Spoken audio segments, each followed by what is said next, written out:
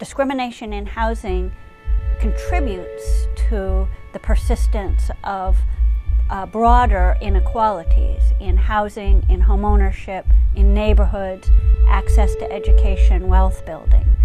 So where we live really matters.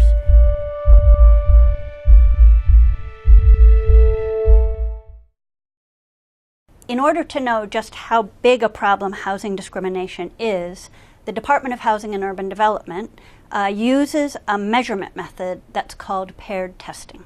In each test, two people, one white and one minority, call and then visit an apartment complex or a real estate agent's office and inquire about a house or apartment that was just advertised recently. And they make the same requests, and they describe themselves as having the same income, the same assets, and the same employment. So from the perspective of the landlord or the real estate agent, they really are completely comparable customers. The only difference between them is their race or ethnicity. And if over hundreds of tests, we see that the whites are shown more units, told about more units, that's solid evidence of discrimination.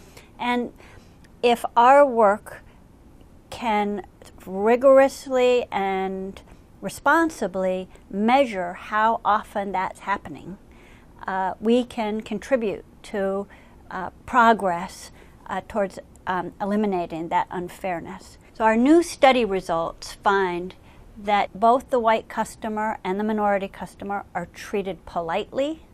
They get to come and have an appointment, and they find out about some units.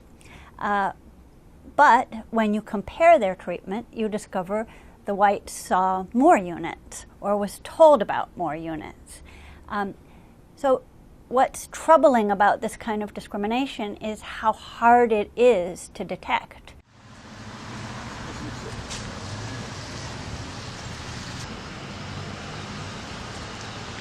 I had a chance to meet with Justin Carter, who's worked both as a tester and a test coordinator on our housing discrimination studies. And he told me about his personal experiences conducting tests and managing the testing process.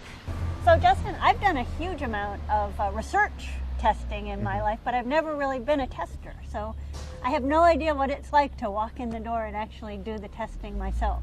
Well, being a tester it's somewhat different than the work that you do, being a researcher, but the mentality that I would always take working personally as a tester was, I'm trying to gather data. I'm trying to remain objective and pull as much data from this test as I can. And I've been involved on tests where an agent, has said very objectionable things and said them again and again and again, and it just sort of just keeps happening, and you're just sitting there, and you just have to you don't want to encourage it, you don't want to discourage it, but you just sort of have to take it. We walked a little bit in this neighborhood. It's a pretty nice homeowner, I think, mostly neighborhood. Did you test in neighborhoods like this, or was it? Absolutely. We tested in all neighborhoods, all different income levels. Yeah. And this is exactly the type of neighborhood that we would do a lot of testing in. So neighborhoods like this, we tested these neighborhoods all the time. In horrible weather? Oh yeah, of course. I've been working on these studies since the 1989 study, when I was a research associate here at the Urban Institute. It's been really rewarding to keep coming back to this issue every decade. Those most serious and severe door slamming kinds of discrimination aren't happening so frequently.